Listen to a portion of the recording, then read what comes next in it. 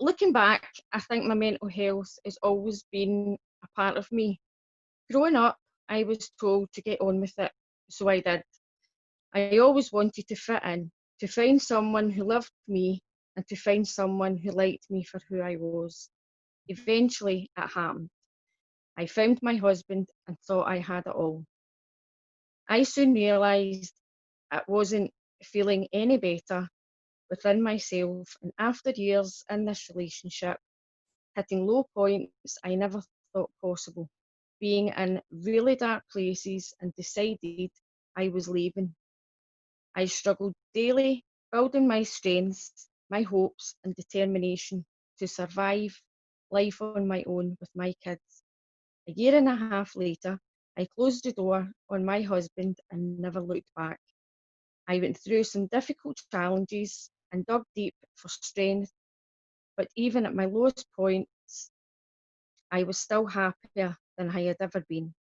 Slowly building relationships again with family and friends, I decided to contact Women's Aid for further support, where they helped me understand more about my relationship and, of course, myself, which has helped me to thrive and keep going.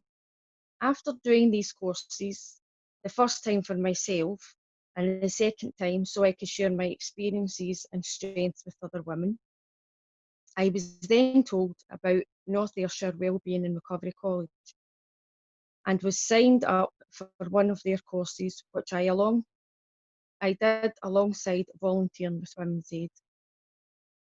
I went to Ayrshire College and did an 18-week business and computing course, which I passed with greater marks than I ever thought possible. I had so much fun and loved it that much that I went back in August to do an administration with medical, and I planned on going back to further my education to do administration with accounts, and it's an HNC. While doing all this at college, I was also doing more courses with the Recovery College, which led me to giving up volunteering with Women's Aid, unfortunately. I am now a peer volunteer with the Recovery College and so pleased to be undertaking this role, working alongside people who are living with a range of mental health issues. This has always been a dream of mine, and I am so pleased to have reached this goal. I have come across people who said that I couldn't achieve anything or wouldn't be happy without you being here, and I am. I am living my dreams. I am achieving my goals.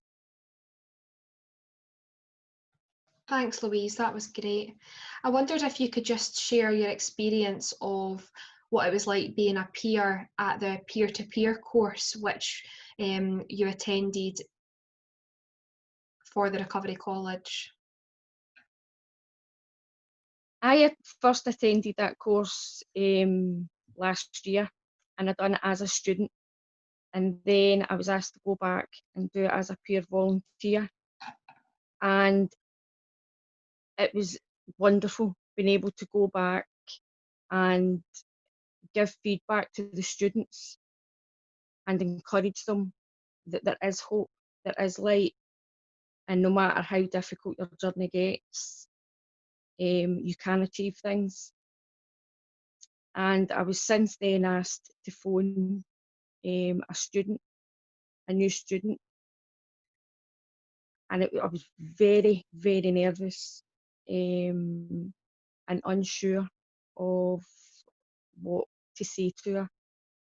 But when I went on the phone, it was just a case of introducing myself to her and making her aware that I was only there to listen Yeah. and to understand what she was going through and to guide her and to be there with her. And 5 minutes into the conversation, she was chatting away, and it was great, but it was just remembering everything that I had been taught in the college and remembering that I had to just remember the guidelines and things like that. But it actually felt really good to be able to guide someone through those difficult times. And since then, I've made 2 follow-up calls.